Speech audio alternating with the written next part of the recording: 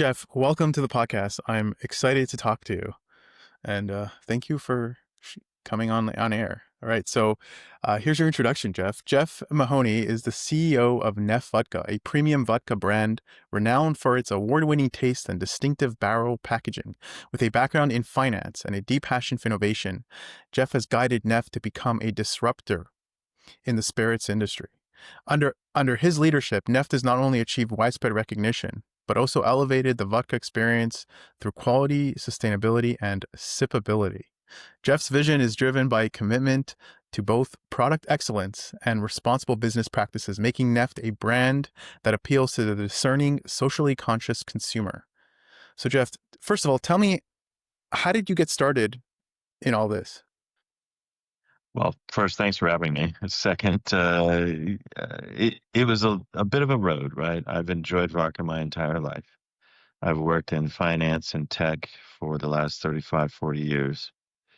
I happened to come across a vodka opportunity that was very nascent, needed some help. I made an initial investment just to sort of kick the tires, if you will. And You made an investment with your own money? yes, Oh, great. so we run a relatively large family office based on some of our previous fintech successes. Hmm. And we're able to invest in this company mostly on a whim, but gave us the opportunity to come in and really look under the hood. Hmm. We found some significant challenges under the hood, but the product was really top notch. Two ingredients, pure, they were staying true to an identity that was authentic. Wonderful experience for me as a consumer at that point, then as an investor, and now as someone leading the charge. Yeah, where is your company located? Well, we're actually based out of Austria. That's where we are distilling our product. Uh-huh. I'm currently sitting in El Segundo, California. We have offices pretty much all over the world. Hmm. We've been operating since 2018, November, and we've set up a series of offices around the world. As I mentioned, we're in the middle of putting 3 distilleries in place. One's already in place. But our corporate headquarters for the world solution is actually El Segundo, even though we build our product in Austria. Right. So I just Googled when COVID started. So COVID started in 2020. I'm just curious, 2 years into starting the company, I wonder when you became profitable, and I wonder how you weathered COVID. Has that had a big impact on your company? Oh, huge. I mean, there are only 3 channels that a spirits company has, right? One is what we call on-premise, that's the bars and restaurants. One is off-premise, which is the retailers like the Bevmos and Total Wines, et cetera. Hmm. And then the third is the online world, which really only is about 5 to 10% of any given company's revenue streams. So we lost the whole channel.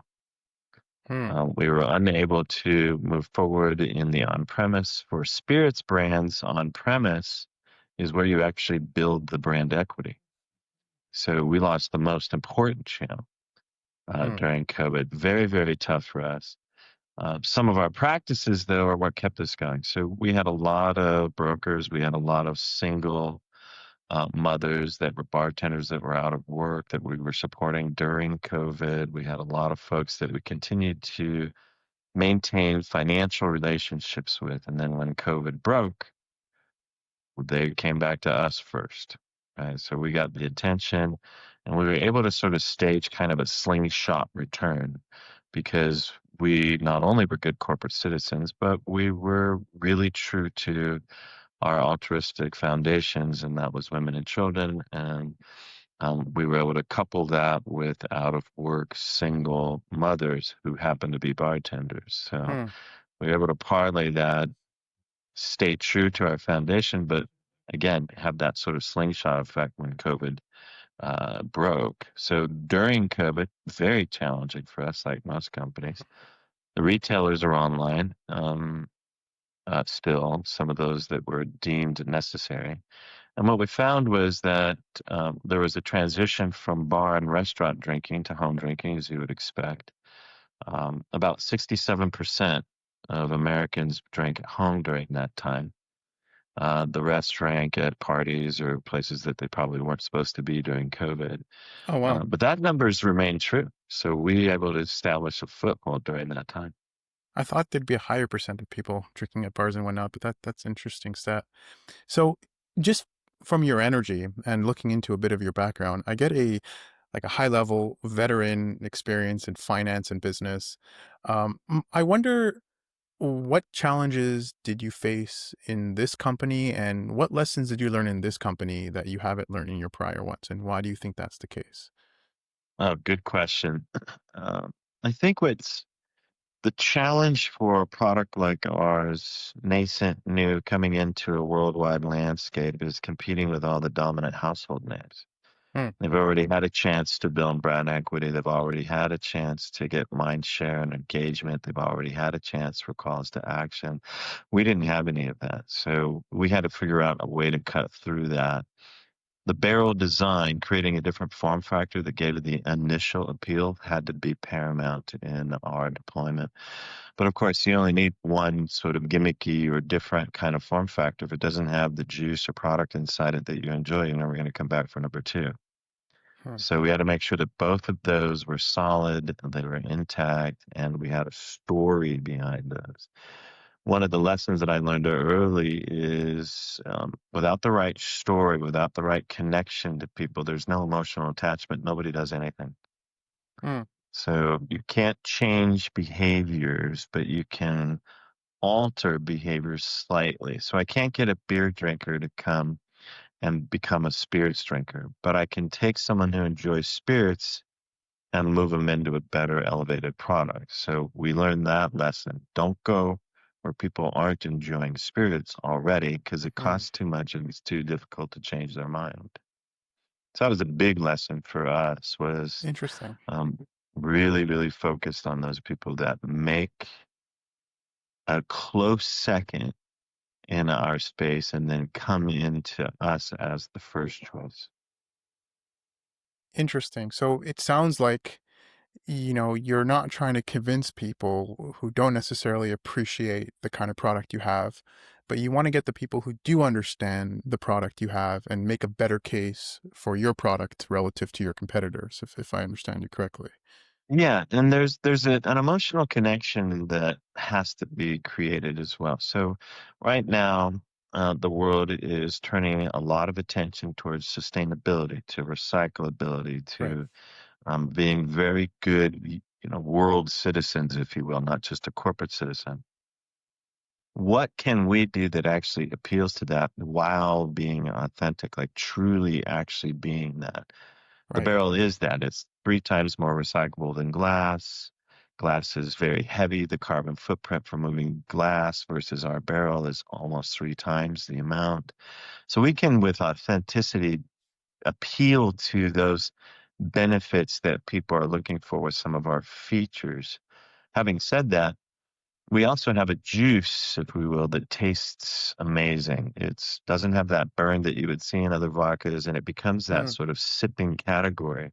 And the vodka space has been missing a sipping version of vodka. Most spirits, as a sort of anecdote, were created to be sipped, not to be slammed, shot, or otherwise consumed in large quantities. They were meant to be enjoyed. And if you look at Right. most of the categories, you're going to see scotches and bourbons and tequilas and rums that are all designed that way, but there is no vodkas until Neft. And Hmm. so we were able to convince those folks, hey, you're enjoying a high quality product already in the category that you like. Here's one in a new category. And we're able to move people from their existing spirits to new spirits. Beer Just drinkers, they're not appreciating that. right. Right. Just curious, what flavors do you have in the juice category? Only one. So we are very, very pure about this. We enjoy Hmm. vodka. We believe wholeheartedly that any kind of flavoring and those kinds of gimmicks, if you will, are really the hallmark of dying brands, brands that have been in the market too long, are losing market share, and can't maintain. You're Right. supposed to create the flavor profile by mixing with top quality ingredients. So if you're going to mix your vodka, you should be doing it with pure juices, not extracts that are added to create flavors, right? If you're going Right. to actually enjoy something of high quality, then make sure the ingredients are high quality as well. Right. So you mentioned one of the challenges that you have is to enter that economic landscape and compete with companies that have a huge grip on the market share, and just everything is already just solidified. And a little backward here, but a little backward, a little bit of backward thinking in the sense that, as a new company, there are some advantages you can put in your arsenal. Like a lot of these companies are bureaucratic, they are well established, they are hard to change. Yet you have our times changing so quickly with the advancement of technology, with the advancement of AI. And I wonder, are you capitalizing on these technologies and using them to your advantage relative to your competitors? And if so, like what exactly are you doing? Yeah, absolutely. I think one of the biggest challenges that any vertical has is trying to quantify marketing. All right, what is the actual return on the marketing investment? Hmm. That's hyper difficult to do. We have created central data warehousing systems that are collecting data from all over our world. We currently operate in 22 countries. We're managing that data from the perspective of online presence, sentiment, and a variety of other values that are important to us. In that context, then we can deploy out of home marketing, we can deploy digital advertising, we can use influencers, hero influencers, affiliate marketing influencers. We can use a variety of different tools to get out into the market space. Because we have a large landscape, we can vary how we're entering the market spaces regionally. And now with that data collection, I can pretty much tell you which of our tools is the most impactful, where the efficient spends come from. Now, some of that did come from just pure, if you will, seasoning. Formula One is something that we've invested heavily in, not particularly Formula One, but the Visa Cash App Red Bull racing car. Hmm. We are a sponsor on that car. And you would think that at an early stage that would be a mistake. But the truth is, there is no more efficient marketing engine than Formula One. You have 24 races a year, 110 million viewers on average. The cost of entry at sponsorship is significantly lower than it would be to have a 30-second commercial on the Super Bowl. I'm going to get a much bigger, broader reach. So you start with tools like that that you intuitively know work. Then you add the large data sets on top of that. You start to crunch those using AI, or in this case, machine learning languages, right? And really figure out where you're actually seeing the efficient spend. And surprisingly, it's not where we thought it was going to be. It's not necessarily just pure digital advertising. We thought that was an efficient spend. You reach a lot of people, but we're finding in today's world that's a saturated medium. Yeah. Billboards are interestingly enough coming back Really? as an That is example. Yeah. fascinating. Yeah, there's the ebbs and flows of everything. And just because something seems to be progressing in one direction doesn't mean that it won't pull back and head to another direction. It's a fluid environment, and that's the problem when you get complacent and you have this initial expectation. You can sometimes be investing your money in the wrong direction, and even as a contrarian, everyone is pushing in one direction. It's like you said, it's going to become highly competitive, highly saturated, and that leaves opportunities in other directions. So I find that very interesting that you kind of poked around and stayed creative and kind of giving yourself some advantage compared to some of those bigger companies that you're trying to Yeah. compete with. Um, We're if you doing a would, lot of interesting things. If I might add to that, Mhm. just one quick anecdote. We're establishing retail front space, not for the purposes of putting vodka at the forefront, but so that we can capture digital signage. And it turns out it's cheaper for us to rent a frontage space and build a digital sign than it is to buy billboards 6 weeks at a time. Now I have a permanent solution that we own and run, and we buy those places on the premier streets, the ones that are going to have the eyeballs, as it were. And so There's a lot of creative ways that you can get Hmm. around big spends and still create the opportunity. Now we have billboards that are permanent, that are rotating only Neft ads as opposed to Interesting. using the existing systems.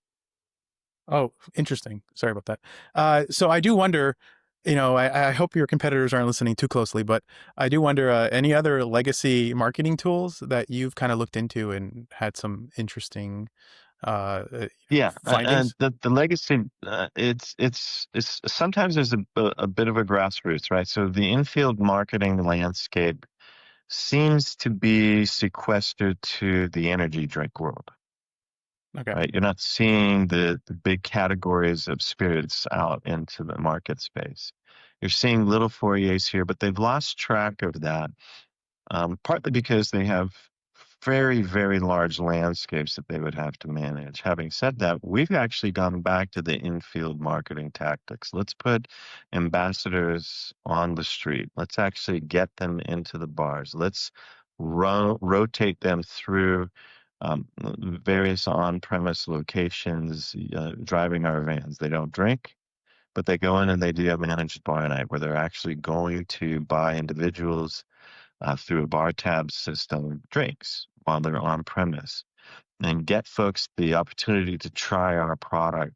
And what you find is that in and of itself isn't enough, but if you add something distinctive to it, like we've been doing with our mobile lounges, what we've been doing with some of our new ideation, we have this concept of the human gas stop. Right, because we're an oil barrel, we're in the motorsports space. We have this concept that just pops up and we can bring that everywhere. And so there's a variety of different mechanisms that are just back to the infield marketing tactics that we used to use in the energy drink world. Hmm. So Jeff, knowing what you know now, if you were to start over again, would you do anything differently? Absolutely. I think what I would do is have invested a little more into our long range infrastructure and our long range brand equity. We characteristically have put a small percentage of our revenue streams back into that, a small percentage of our capitalization back into long range brand building. By that, I mean those things that are sort of the steady piece that is distinctive to our company, that is sort of the base personality of the company. No call to action. We're not asking you to do anything. We just want you to be aware of our product. Had I done that in 2018 in a stronger way, I think now, today, looks like I'm offline. Oh, I hear you and see you. Upside. I No think worries. No today worries. I we can cut it would. out. Don't. Oh, yeah, today we would be enjoying a little bit more brand awareness than we are today. So instead of sheer tenacity of sales, sheer infield marketing for calls to action, there'd be a lot more inbound from our on-premise and off-premise because we'd have more brand equity out there. There'd be more awareness of our product. So we made, I think, not a mistake, but we probably should have balanced it a little bit differently where Hmm. we're trying to achieve short-term sales to create revenue, but we're doing it at the risk of downturns in our long range brand equity. And so we find this emerging success that's difficult to sustain because you can't do it through sheer tenacity. At some point, you need people wanting to come to you. That's only done through brand equity building. So I would have applied more effort and dollars to that. I like it. I like that answer. It's quite an interesting one, Jeff, and it tells me more about your mind, how you're focused more on giving value and seeing revenue as a byproduct of offering something stellar and spreading that out rather than being purely dollar based. And my question to you, Jeff, is now in 5 years from now, where do you see your company and where do you see yourself? We'll be in 60 countries at that point. We've selected those countries already. Those countries are surrounding the sort of beachheads that we've already put together. Many of those beachheads are regional. We've broken the world into 10 regions plus duty free. That's something characteristic of the spirit space and maybe not other verticals is the duty free market. We'll have a much larger footprint in duty free, which is really more of a marketing channel. Again, that long range brand building. And the 60 countries that are already being spearheaded by region will surround those beachheads. And so we'll branch out after we saturate certain areas. Now, you'll never saturate an area completely, but I don't want to take the shotgun approach. I want to make sure that we're building a saturated deployment that we can branch out from. We might call that a beachhead in the old days. Sometimes they call that owning your own backyard today. Like there's a variety of different techniques, but the biggest mistake that we've made in other companies and early on here was thinking that sheer tenacity and sheer deployment size was going to create success. It doesn't. It just dilutes your effort, dilutes your capital, dilutes the spirit of the people in place. So we'd rather build those beachheads, as we mentioned. So we're building those now in 22 countries. That represents 10 regions for us. And I expect to be in 60 countries in that 5-year period. I hope in 5 years from now, when you listen to yourself make that prediction, you'll almost be unimpressed because you have gotten so much further. And that's how it should always be. You know, we should always be so unimpressed with the goals we made in the past because we've achieved them and they're almost expected. Jeff, where can people reach you at, and where can people reach your Well, company? they can reach us at Neft Vodka US for the US operations. They can reach us at neftvodka.com. Obviously, we have our Instagram channels and handles, I should say, and a variety of different mechanisms to come to us that are all traditional in nature. A little tidbit secret, if you send something to admin at neftbrands.com, I'm the one that receives it. Sounds good. It's good to know. Jeff, thank you for your wisdom, and I wish you much success on your company. Appreciate it, Mikey. Have a great day. Thank you for having me. You too.